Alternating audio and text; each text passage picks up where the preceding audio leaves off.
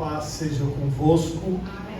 Vamos nos colocar em pé na presença do Senhor e vamos agradecer a Deus por esta que é a nossa segunda reunião de ministério deste ano de 2024. Por favor, feche os seus olhos. Pai Todo-Poderoso, muito obrigado, Senhor, por pertencermos, ó Deus, à Tua igreja, por sermos parte, ó Pai, da Tua obra. Senhor, eu te apresento cada pastor, cada pastora presente aqui e peço que o Senhor os abençoe, os guarde, os livre, ó Pai. Continue capacitando, Senhor, e fortalecendo para que nós possamos cumprir, Senhor, com alegria a carreira e o ministério que o Senhor nos entregou. Senhor, eu te apresento esta reunião e peço a tua bênção sobre todos. Amém e graças a Deus. Podemos assentar em nome de Jesus. Este ano nós estamos trabalhando o livro Os Valores do Reino de Deus. O autor é o pastor Osiel Gomes. Tem bastante coisa dele na internet, se vocês quiserem acompanhar, quiserem ver. A maioria já está com o livro. Quem não pegou o livro ainda, no final da nossa reunião, vou estar entregando o livro também para todos. Hoje nós estamos aqui na segunda palestra. Sal da Terra, Luz do Mundo é o nosso tema. E como nós estamos tratando dos valores do Reino de Deus, o autor ele vai discorrer dentro do livro esses valores que são muito importantes para nós. Esse ano, a Igreja do Evangelho Quadrangular, no Brasil todo, está trabalhando o tema Venha o Teu Reino. Aqui, a primeira leitura que colocou aqui, ó, vós sois o sal da terra, vós sois a luz do mundo. O texto base que ele coloca para trazer e discorrer nesse capítulo é Mateus 5, do 13 ao 16. Vós sois o sal da terra, e se o sal for insípido, com que se há de salgar? Para nada mais presta, senão para se lançar fora e ser pisado pelos homens. Vós sois a luz do mundo. Não se pode esconder uma cidade edificada sobre o monte, nem se acende a candeia e se coloca debaixo do alqueire, mas no velador, e dá luz a todos os que estão na casa. Assim resplandeça a vossa luz diante dos homens, para que vejam as vossas boas obras e glorifiquem a vosso Pai que está nos céus. Agora, dentro da divisão aí deste capítulo, o primeiro ponto que ele coloca é: o sal tempera e conserva. Ele vai traçar as características do sal. Agora, ponto número 1, definição. Na Bíblia, a palavra sal aparece com a substância branca usada como tempero, e tem as referências ali, também como remédio e conservante. No grego bíblico, há pelo menos 4 significados para a palavra halas, substantivo neutro para sal. Aí os significados: 1, como tempero; 2, como substância fertilizante para a terra arável; 3, como substância que conserva os alimentos da deterioração; 4, como sabedoria e graça no discurso. Tudo isso, nós temos muitas referências no livro, está bastante separadinho, mas claro que a gente não vai traçar todas aqui por causa do tempo. Ponto número 2, a importância do sal. Podemos dizer que o sal tem a função de dar sabor, pois um alimento na medida certa de sal é saboroso. Isso aí, todos nós temos esta visão. Esta função simboliza a vida moderada, equilibrada, de modo que traz uma ideia de boa influência do crente sobre o mundo. Essa questão da moderação, do equilíbrio, a nossa igreja, a Igreja do Evangelho Quadrangular, sempre pregou a moderação, sempre pregou o equilíbrio. E eu acredito que é dentro desta filosofia que nós devemos viver. E aqui a gente vê bem claro nessa parte aqui do livro, essa descrição. Outra função do sal é a de preservar o alimento da deterioração. Quando não havia tecnologia de refrigeração, preservava-se a carne esfregando-a no sal e deixando-a na salmoura. Então, isso foi uma técnica usada durante milhares de anos. Essa função traz uma ideia de oposição ao mundo, pois os cristãos, como sal, são esfregados, entre aspas, num mundo em processo de apodrecimento moral e espiritual. Porque quando nós nos colocamos com a nossa ética, com o nosso comportamento, com a nossa maneira correta de agir na sociedade, nós causamos esse choque nas pessoas. 3. O cristão com o sal, ou com o sal. Como cristãos, devemos influenciar o mundo que se encontra em estado de podridão espiritual. Nesse aspecto, o cristão deve expressar os valores morais e espirituais do Evangelho em sua vida, opondo-se aos valores do mundo, que é aquilo que nós já fazemos e já trabalhamos. Eu gosto dessa questão de nós como igreja, nós como pastoras, trabalharmos a questão da ética, da transparência, da forma correta da pessoa se comportar, porque esse é o nosso papel na pregação do Evangelho. Não esqueçamos, portanto, de nossa identidade verdadeira na relação que temos com este mundo, de acordo com as palavras de nosso Senhor: vós sois o sal da terra. Então a nossa relação com o mundo é ser sal. Agora, no segundo ponto desse capítulo, ele vai colocar: a luz ilumina lugares em trevas. Aí ele vai trazer para nós um conceito físico e metafórico. A luz procede dos corpos celestes, própria, estrelas, refletida na lua, nos planetas, etc., que traz claridade e por isso é capaz de iluminar os objetos e torná-los visíveis. Assim a lâmpada emite luz, o fogo espalha luz, enfim, a luz ilumina tudo e, portanto, não deixa lugar para as trevas. Eu gostei muito dessa parte. A luz não deixa lugar para as trevas. E é isso que nós somos, a luz do mundo.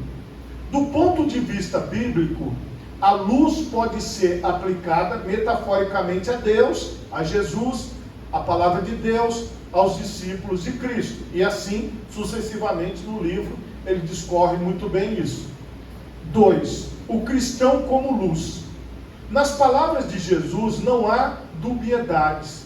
Observe que ele não disse: vós devais ser a luz, mas sim, vós sois a luz. Então, é algo imperativo, é algo que nós somos. Não tem como tirar isso das nossas vidas. No reino de Deus, o que se espera do cristão é que seja e viva como luz deste mundo. Ao referir-se ao crente como luz, Jesus faz menção às boas obras produzidas por cada um de nós. E essa relação com as obras é muito importante. Nós estamos sempre enfatizando isso para os irmãos, para as irmãs, para todas as pessoas, porque as pessoas observam muito o nosso comportamento, a maneira como nós nos comportamos, a maneira como nós tratamos as pessoas ao nosso redor, a maneira como nós nos posicionamos, como nós falamos. Tudo isso é muito levado em consideração nessa sociedade que nós vivemos. Essas obras se caracterizam pelos atos de amor e fé manifestos na vida do crente por meio de um testemunho verdadeiro diante dos homens. E isso todos nós, com certeza, já provamos isso no nosso dia a dia, na nossa vida, quando alguém olha para nós e se refere a nós. A visão aqui é nós passarmos isso para os irmãos, que nós somos exemplo onde quer que nós possamos estar. Logo, a vontade de Deus é que as nossas boas obras resplandeçam como luz e sejam vistas por todos os homens e estes glorifiquem a Deus, através deste comportamento santo, desse comportamento correto, desse comportamento que agrada a Deus. 3. a luz em lugares de trevas. Quando disse que não se pode esconder uma cidade edificada sobre o monte, Jesus referia-se à impossibilidade de esconder o brilho da luz. Então, não tem como esconder o brilho da luz. No reino de Deus, cada crente é uma luz que brilha no mundo o tempo todo. Nesse sentido, a natureza de quem passou pelo novo nascimento é espalhar a luz do mundo por meio da própria vida. Então, esta luz que é Cristo, que brilha através de nós, alcança as pessoas o tempo todo. Que é aquilo que, com certeza, vocês pregam, nós sempre pregamos, que nós não somos cristãos apenas no momento do culto, mas sim em todos os lugares onde nós estamos, onde nós vivemos. Por isso, o crente deve estar no lugar para o qual foi chamado, fazendo brilhar a luz por intermédio da boa obra. Essa grande obra de Cristo, e é interessante que nós vivemos numa sociedade no meio de muitas outras pessoas.